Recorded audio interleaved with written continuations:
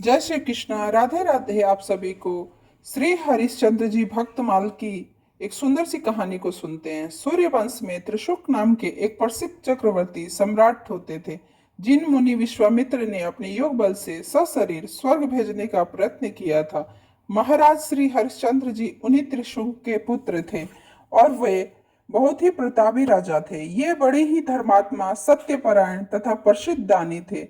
इनके राज्य में बड़ी प्रजा सुखी रहती थी और दुर्भिक्ष, महामारी आदि उपद्रव कभी नहीं होते थे। महाराज श्री हरिश्चंद्र के यश से त्रिभुवन भर गया था। देवर्षि नारद के मुख से इनकी प्रशंसा सुनकर देवराज इंद्र ईर्ष्या से जल उठे और उनकी परीक्षा लेने के लिए एक सुझाव दिया। उसके बाद जब परीक्षा के लिए मुनि विश्वामित्र से प्रार्थना की गई, तब मुनि ने तब मुनि ने इंद्र से प्रसन्न होकर परीक्षा लेने के लिए तैयार हो गए। महामुनि विश्वामित्र अयोध्या पहुंचे। राजा हरिश्चंद्र से बातों ही बातों में उन्होंने समस्त राज दान रूप में ले लिया। महाराज हरिश्चंद्र ही भूमंडल के एक छत्र राजा थे और सारा राज्य तो मुनि को भेंट दे चुके थे। अब वे रहे तो कहाँ रहे। उन दिनों काशी में एक ऐसा स्थान था जिस पर किसी मनुष्य का अधिकार नहीं हुआ करता था। वह जगह आप सभी लगभग जानते ही होंगे कि वह जगह कहाँ पे थी। जिस पर किसी मनुष्य का अधिकार नहीं था, वहां रानी और अपने पुत्र के साथ चले जाते हैं। समय मुनि ने राजा से कहा कि बिना दक्षिणा के यज्ञ, दान और जप तप आदि सब निष्फल होते हैं, अतः आप इस बड़े भारी दान की सांगत के लिए 1000 स्वर्ण मुद्राएं दक्षिणा स्वरूप दीजिए। महाराज के पास अब रह ही क्या गया था कि वो मुनि को दे सके। उन्होंने इसके लिए 1 मास की अवधि मांगी। विश्वामित्र ने प्रसन्नता पूर्वक 1 मास के समय दे दिया और वे वहां से चले गए। महाराज हरिश्चंद्र काशी पहुंचे और सैव्य तथा रोहित को एक ब्राह्मण के हाथ बेचकर स्वयं एक चंडाल के यहाँ बिक गए, क्योंकि इसके सेवा उनके पास और कोई उपाय नहीं था। इस प्रकार मुनि के ऋण से मुक्त होकर राजा हरिश्चंद्र ने अपने स्वामी के यहाँ रहकर काम करने लगे। रानी सेव्या और रोहित भी अपने स्वामी के पास रहने लगे। इनका स्वामी मरघट का मालिक था। उसने इन्हें शमशान में रहकर मुर्दों के कफन लेने का काम सौंपा। इस प्रकार राजा बड़ी ही सावधानी से स्वामी का काम किया करते और उस शमशान में रहने लगे। इधर रानी सेव्या ब्राह्मण के घर में रहकर उसके बर्तन साफ करती, घर में झाड़ू बुहारू देती और कुमार पुष्प वाटिका से ब्राह्मण देव पूजन के लिए पुष्प लाता।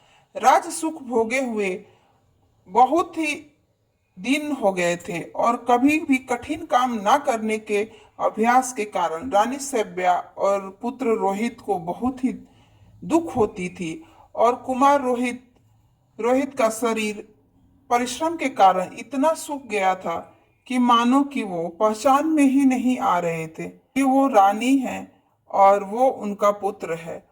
इसी बीच एक दिन जबकि कुमार पुष्प चयन कर रहे थे, सेव्या के पास रोहित दास के लिए कफन के लिए कोई कपड़ा नहीं था, परंतु राजा ने रानी को गिड़गिड़ाने की कोई परवाह नहीं की। वे पिता के भाव से पुत्र शोक में कितने ही दुखी क्यों न हो, पर यहाँ तो ये पिता नहीं थे, वे तो मरघट के स्वामी के नौकर थे और उनकी आज्ञा बिना किसी की लाश को कफन लिए बिना जलाने देना पाप था। राजा अपने धर्म से जरा भी विचलित नहीं हुए और वे अपने धर्म का पालन करते रहे। जब तक रानी ने स्वामी को किसी तरह मनाते नहीं देखा, तो वो अपनी साड़ी के 2 टुकड़े करके उसे कफन के रूप में देने को तैयार हो गई। और जैसे ही रानी साड़ी के 2 टुकड़े करके वहां पे भगवान नारायण एवं मुनि विश्वामित्र सहित ब्रह्मादि देवगण आ उपस्थित हुए और कहने लगे कि हम तुम्हारी धर्म पालन की दृढ़ता से अत्यंत प्रसन्न हैं। तुम तीनों संदेह स्वर्ग में जाकर अनंत काल तक निवास करो। स्वर्ग के दिव्य भोगों को भोगो। ऐसा इधर इंद्र ने रोहितास के मृत शरीर पर अमृत की वर्षा करके उसे जीवित कर दिया। कुमार सोकर उठे हुए भांति खड़े हो हुए। हरिश्चंद्र समस्त देवगण से कहा कि जब तक मैं अपने स्वामी से आज्ञा ना ले लूं तब तक यहां से कैसे हट सकता हूं। इस पर धर्मराज ने कहा, राजन, तुम्हारी परीक्षा के लिए मैंने ही चंडाल के रूप का धारण किया था और तुम अपनी परीक्षा में पूर्णतः उत्तीर्ण हो गए हो। अब तुम्हारी सहस्त्र स्वर्ग जा सकते हो। इस पर महाराज हरिश्चंद्र ने कहा, मत और चिंता नहीं है, उत्तीर्ण हुए, अब तुम स्वर्ग जा सकते हो। इस पर उन्होंने ये बात कहा था, मेरे विरह में मेरी प्रजा अयोध्या में व्याकुल हो रही होगी, उनको छोड़कर मैं अकेला कैसे स्वर्ग जा सकता हूँ। यदि आप मेरी प्रजा को मेरे साथ स्वर्ग भेजने को तैयार हो तो मुझे कोई आपत्ति नहीं, अन्यथा उनके बिना मैं स्वर्ग रहने की अपेक्षा करने के साथ नरक में रहना ही अधिक पसंद करूंगा।